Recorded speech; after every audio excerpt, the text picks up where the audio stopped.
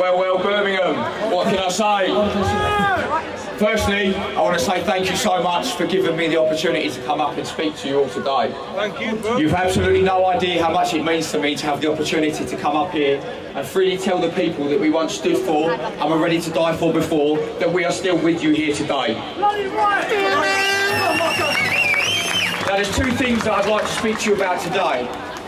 And the first and foremost is about the mentality of the individuals that make up the machines that are the NHS, the police force, the fire service and the military. I need to make it clear to people that these big machines are made of individual components, like myself. And these individual machines have a 99%, 1% divide in the same way we have in our government system, where 99% of those men and women put themselves there for the betterment of themselves and for humanity. Their intentions and their hearts are pure. They are motivated by nothing more than you beautiful people that are stood here in front of me now. Standing here today has given me an opportunity to address everybody as an individual. And one of the things that I need to do today is help you guys understand the mentality of a service personnel like myself. Now, we've all been in the Wetherspoons at 11:30, just as last orders are being called, with that drunken mate that wants to come around next to you and put his arm over your shoulder. I love you, we've all had it and we've all said it before.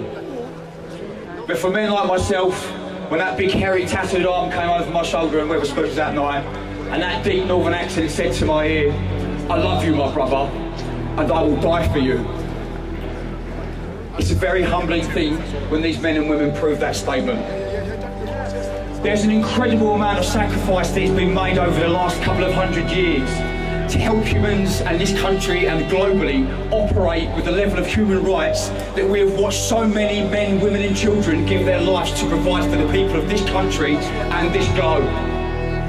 And all of a sudden, men and women that have made the same sacrifices as myself find themselves astonished that I'm even in the situation where I find myself addressing you beautiful people and telling you that we are facing very difficult times. Yes! But one thing I need to reassure you of is there are many, many more berets that look just like the one on my head. And one thing I can assure you is that we are stood there in the darkness, waiting, just in case we are needed. And the reason for that, my people, is I need you to understand one thing that humanity overlooks on a daily basis. I need you all to have a look inside yourself and remember what makes you so important. What makes me care about you and all those other men and women of sacrifice, something we overlook every single day. Let's take this as an example. If you were to spend the entirety of your time on this beautiful earth, from your very first breath to your very last, and you were to use the time in between those two beautiful, amazing breaths to scour this planet, to find another one of you, I promise you, you will die tired. There is only one of each of you. You are unique, you are special, and you are worth it. I am here to tell you that you people should be standing in your power. You should not be afraid, and if you are, you should know that there are thousands of brave men and women that are stood behind you. And we're here to support you, whether there's a beret on my head, whether there's a uniform on my back, or whether it's not.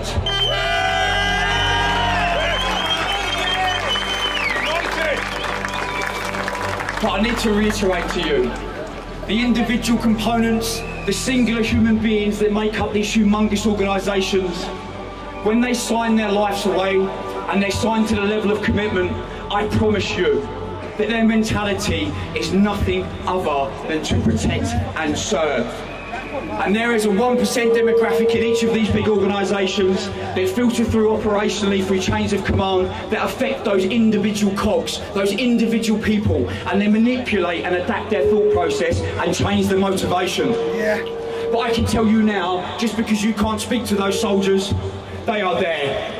And they understand your needs, and they are stood by your side every day. They were there yesterday, we are here today, and we will be there tomorrow. Yeah. Yeah.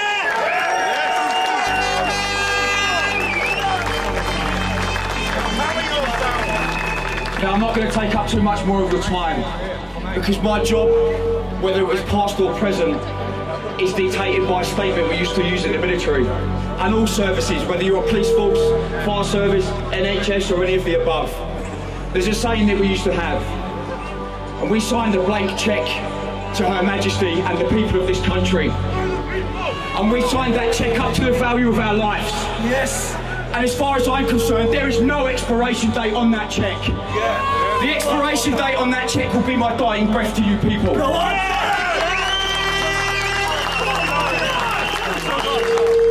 And if this cause was to require me to give that last breath, I can assure you, every man, woman and child stood in front of me, I will give it to you, and I'll give it to you with nothing but a proud smile on my face. Because you are the 99%. And we are stood here by your side, shoulder to shoulder. And I cannot wait to spend the rest of my day rubbing shoulders with you amazing people. Because without you, there is no us. You are our motivation, you are our purpose, and you still are.